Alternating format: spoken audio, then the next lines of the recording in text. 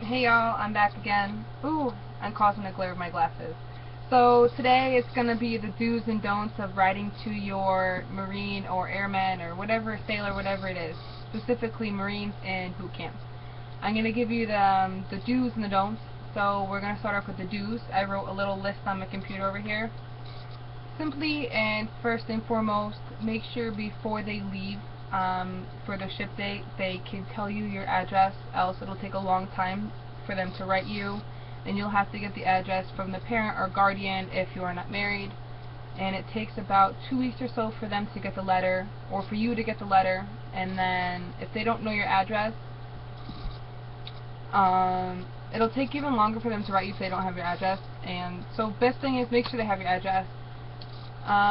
Second thing, most important thing, write and write often. Even if they're short, make sure it's upbeat and happy and lively and it's new things for them and it's exciting, and just so they know that you're thinking about them and you care for them and all that good jazz.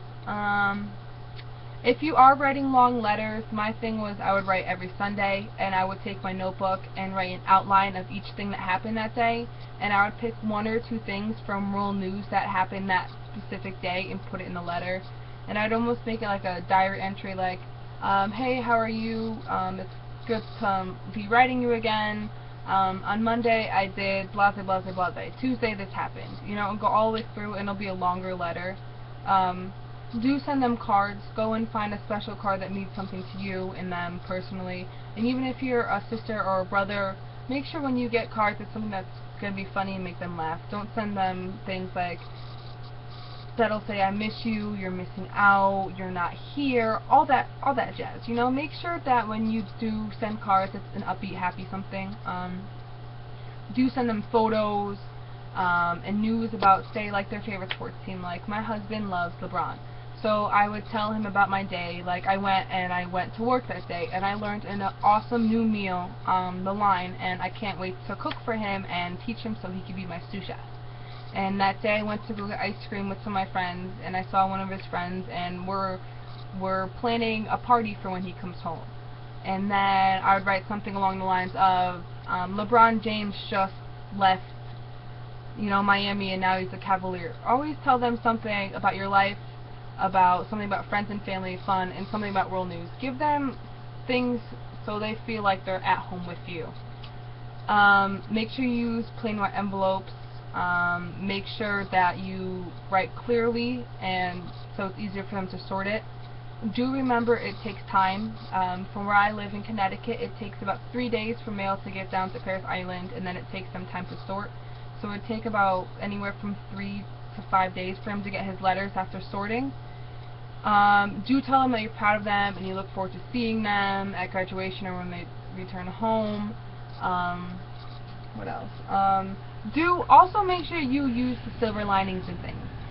Say, I don't know, your nephew just started taking his first steps. Don't tell them you're not here and you're missing out on my nephew's steps. Tell them my nephew is getting so big and he's walking. I can't wait until we can take him to the park. It'll be great for you to see him. Stuff like that. I miss you. I can't wait to see you. You're missing things out. It sucks you're not being here. I'm so sad. I'm so lonely. Do put positive things. Do tell them exciting things. Do make sure you're using white envelopes that are properly labeled. I guess in the don't save them money. Don't send them money. They don't have a lot of spare time. They don't have access to shopping malls and stores. It'll be more work for the drill instructors and for them, and it could get them into trouble. I personally didn't make that mistake, but some people have. And the money they do have down there, they get a pay card, and they only go for certain things. Like they have to buy Aqua Velva to put in the water to clean the floors. Stuff like that. They give them a list of things for them to buy, and they have money in cards down there for them. They give them money, and the money that's left over on the cards they take with them. So they don't need your cash, they don't need your money. Don't send provocative or risque pictures or nudes. I wouldn't send anything with racist jokes or comments, because people do sort the mail and people do see things like that. I would also say don't send packages. Basic isn't time for care packages and goodies. It's a time for them to learn, and a time for them to become Marines or soldiers or airmen. when they go in there, they're just recruits, they're just boots, they're nothing. They're not civilians, and they're not really in the fleet yet. So don't send care packages. It's not time for it. Don't complain how lonely you are. Hearing that will only upset them more and worry them, and they won't be able to concentrate on the things they need to learn because they need that time to focus. Don't send bad news. Like, if something terrible happens, like my mother and her fiance got into a car accident, and sadly her fiance passed away, I didn't send a letter for him to know that because he can't come down and he can't call because I'm not immediate family. Stuff like that. Don't tell him that you got into a car accident because he can't do anything and it's going to worry him. And in the event of a family illness or death or something like that, your family should call the Red Cross and they'll know how to get in touch with your loved ones and their commander.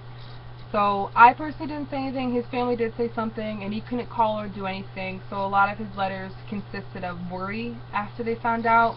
If something does happen, death or illness or injury or anything crazy, your family can contact the Red Cross and get into a commander, but don't put it in a letter.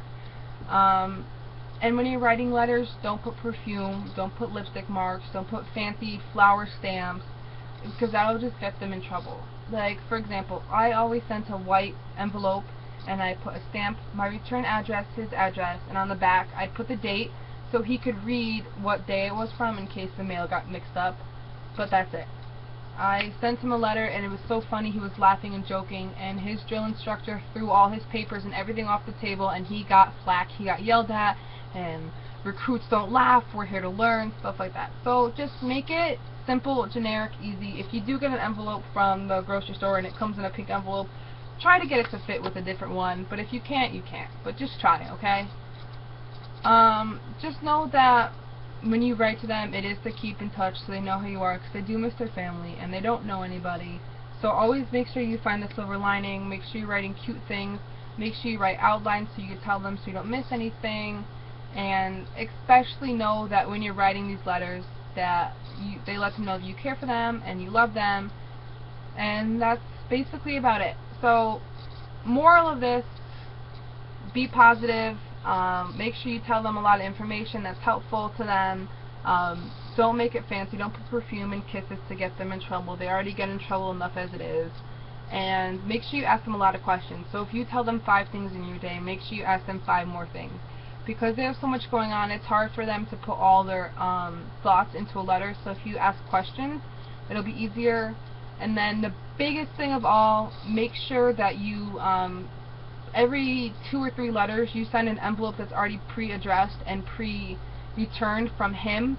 So say he's in Parris Island, write the return address as his return address and the sender out as your name with a stamp with a few pieces of paper.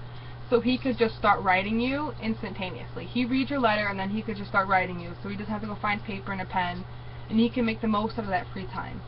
And remember, their free time isn't just to write you letters, girls, or brothers, or uncles. Their free time is also where they get time to, you know, relax and to de-stress from the day. So just make sure that you know that all their free time isn't just about you, okay? And that when they do get time, they will read your letters. And if you follow the do's and don'ts I told you here, it'll be a great experience for both of you. So make sure you write often, make sure that it's positive, and make sure that it's a generic envelope. Okay, guys? Until next time, Semper Feisty for all my USMC Milsos out there. And subscribe.